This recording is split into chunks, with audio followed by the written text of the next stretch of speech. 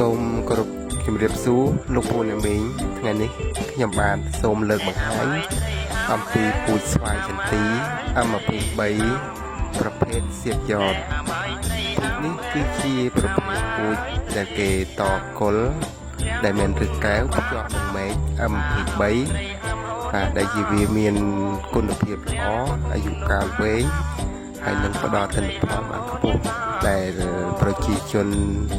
កសិករចំនួនថ្មីនិយមដាំក្នុងស្រុកនិងក្រៅស្រុកផងដែរប្រសិនបើលោកពូអ្នកមីងមានចំណាប់អារម្មណ៍មានតម្រូវការក្នុងការទិញពូជស្វាយចន្ទីលក្ខណៈល្អប្រសើរអាចទំនាក់ទំនងមកខ្ញុំបានតាមរយៈលេខទូរស័ព្ទ060 98 19 98 បាទសូមអរគុណ